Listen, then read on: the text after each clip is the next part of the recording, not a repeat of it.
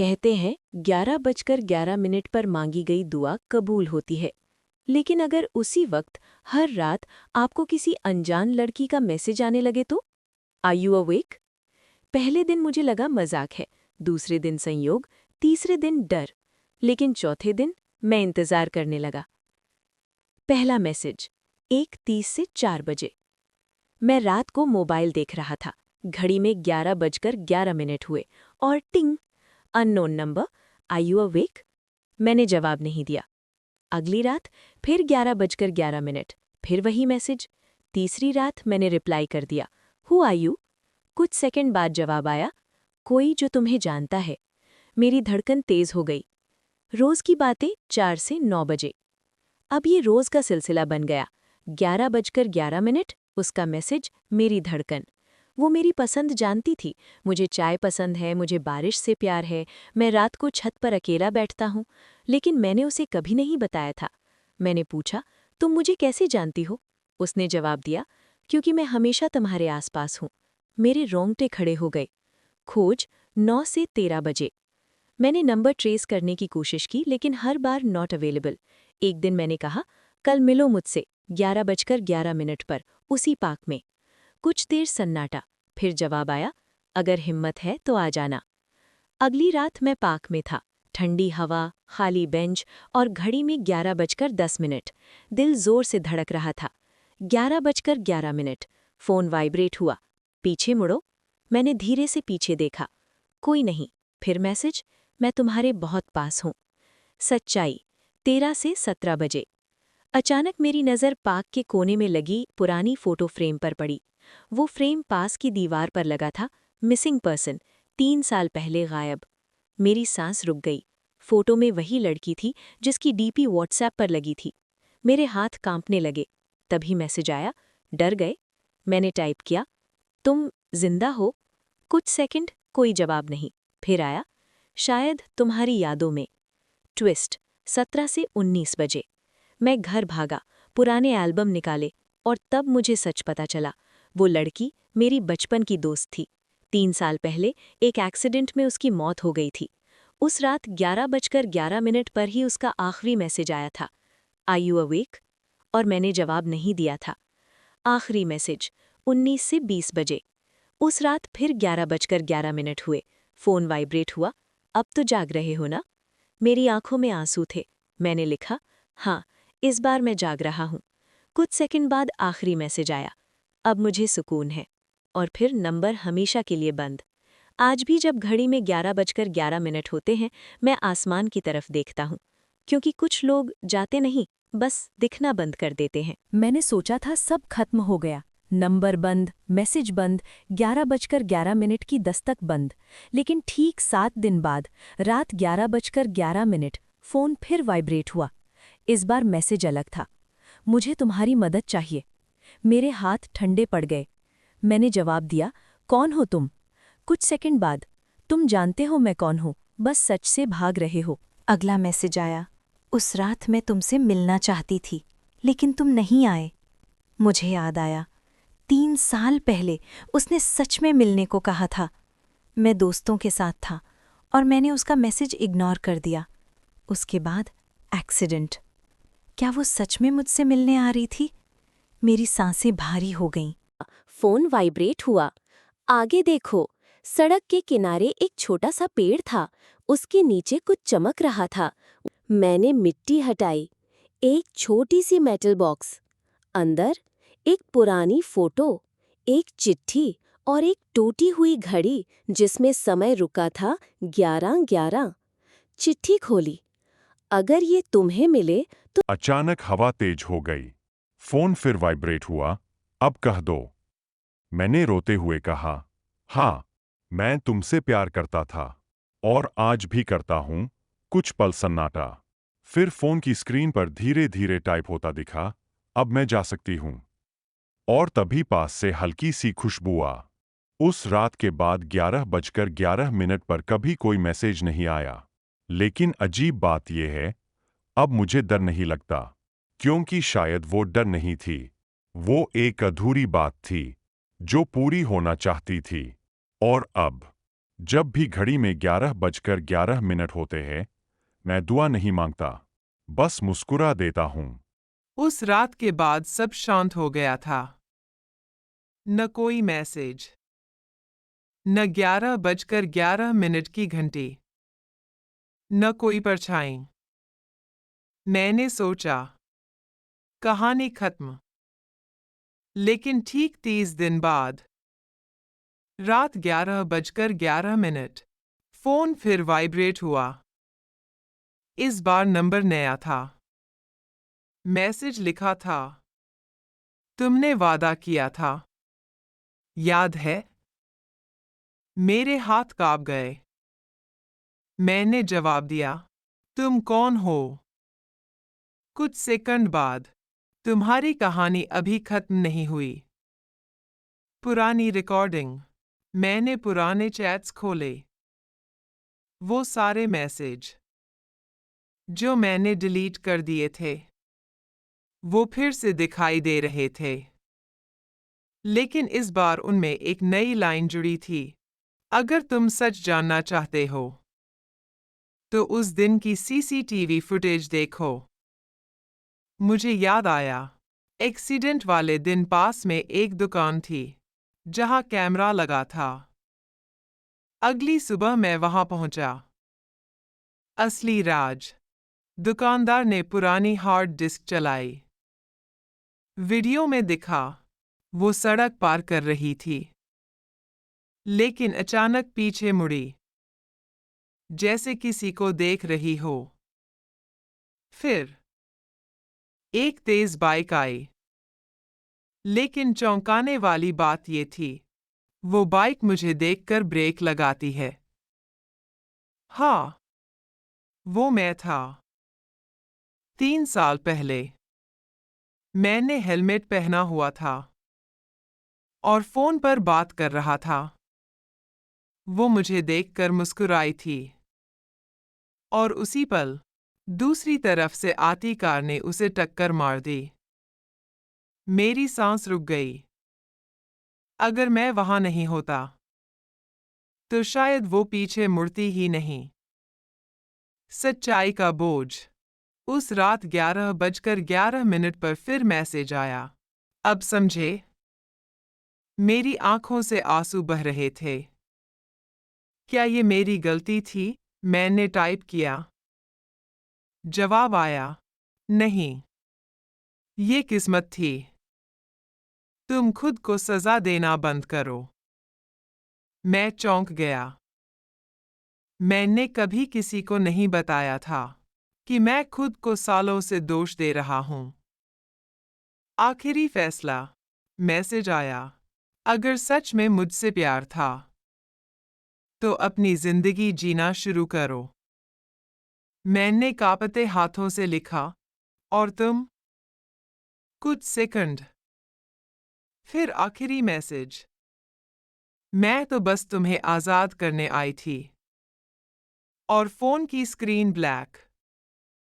इस बार कोई नेटवर्क नहीं गया, कोई नंबर बंद नहीं हुआ, बस चैट गायब हो गई, जैसे कभी थी ही नहीं।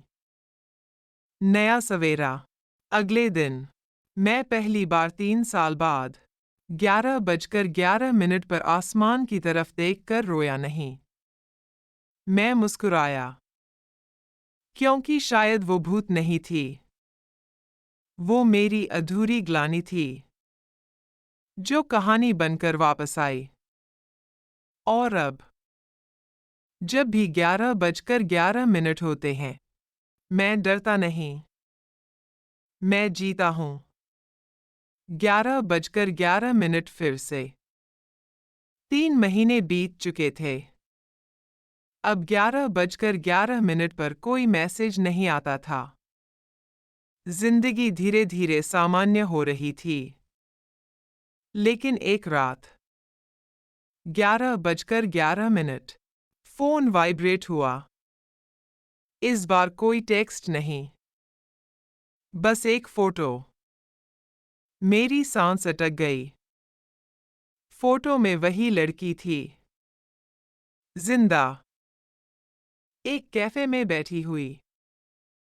नीचे सिर्फ एक लाइन, अगर सच जानना है तो आओ। मुलाकात। अगले दिन मैं उस कैफे पहुंचा। दिल इतनी तेज धड़क रहा था जैसे बाहर निकल आएगा। दरवाजा खोला और सामने वो बैठी थी। सफेद कपड़े, वही मुस्कान, लेकिन इस बार सांस लेती हुई। मैं कुर्सी पर बैठ गया। तुम जिंदा हो? मेरी आवाज कांप रही थी। वो हल्का सा मुस्कुराई। हाँ, लेकिन 3 साल पहले वाली मैं मर चुकी हूं। असली सच्चाई, उसने बताया। उस रात एक्सीडेंट हुआ था। लेकिन वो मरी नहीं थी। गंभीर चोट लगी थी। स्मृति चली गई थी। परिवार उसे दूसरे शहर ले गया। किसी को कुछ नहीं बताया। कुछ महीनों पहले उसकी याददाश्त वापस आई। और सबसे पहले उसे याद आया 11:11 और वो आखिरी मैसेज। Are you awake? उसने कहा। मैं जानना चाहती थी, क्या तुम अभी भी जाग रहे हो?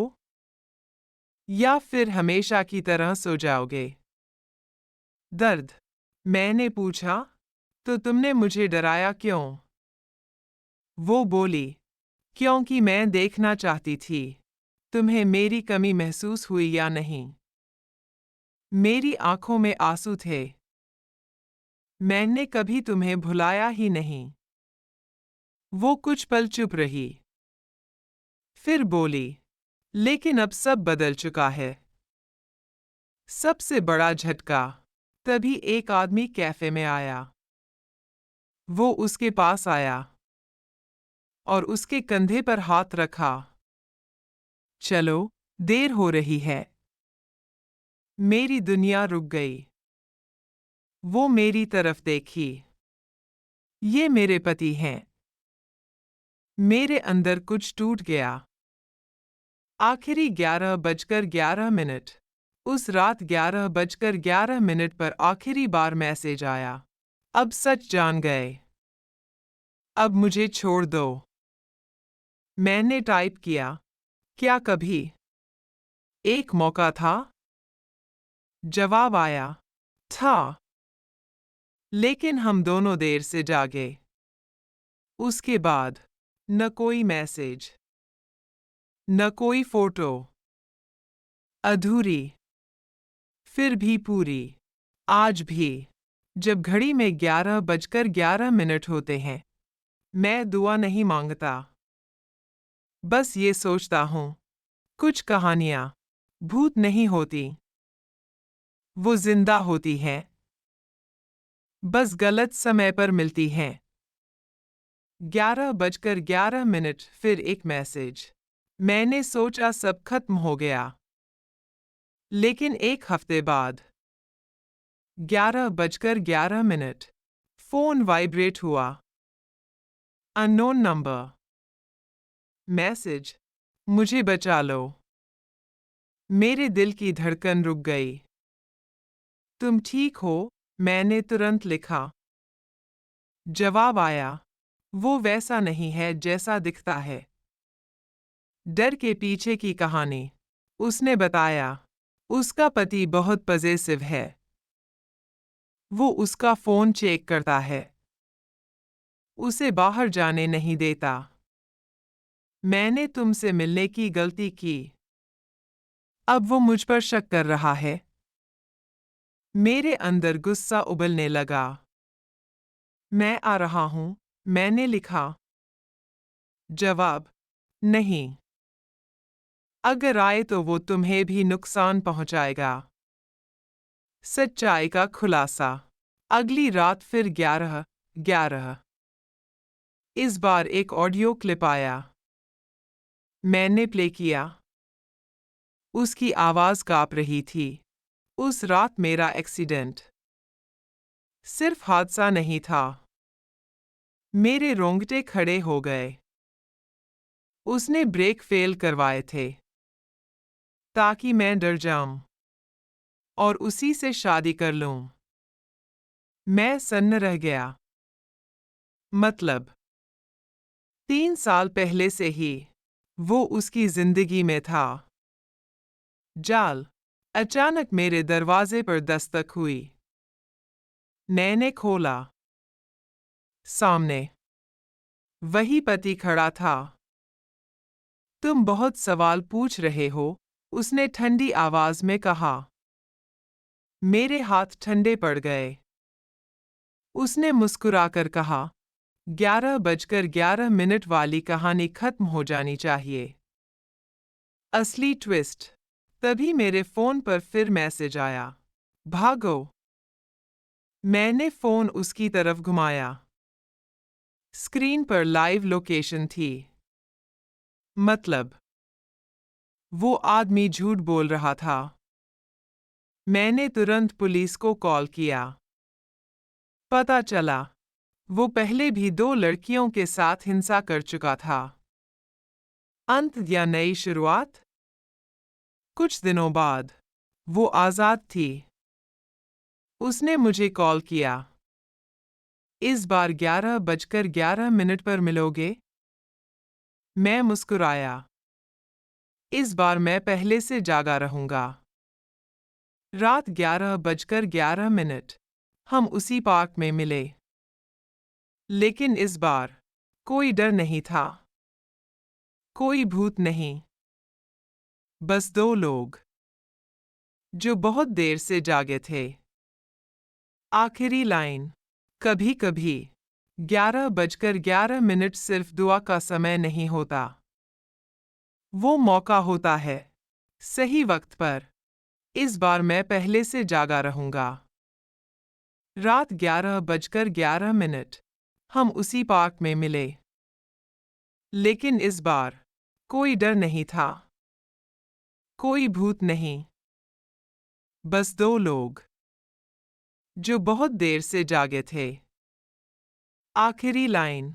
कभी कभी 11:11 सिर्फ दुआ का समय नहीं होता। वो मौका होता है सही वक्त पर, सही इंसान के लिए जागने का। 11:11 नई शुरुआत। उस रात पार्क में हल्की ठंडी हवा चल रही थी। पेड़ों की पत्तियां सरसराहट कर रही थीं। घड़ी में 11:10। मैं पहले से वहां था। इस बार डर नहीं था। बस धड़कन थी। 11:11 वो सामने से आती दिखी। सफेद नहीं।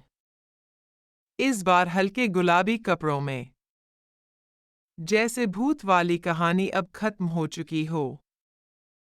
पहली सच्ची बात। वो मेरे सामने आकर रुकी।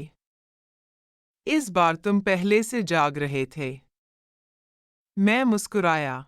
इस बार मैं तुम्हें खोना नहीं चाहता। कुछ पल दोनों चुप रहे। फिर उसने कहा, अगर उस रात तुम जवाब दे देते तो शायद ये सब नहीं होता।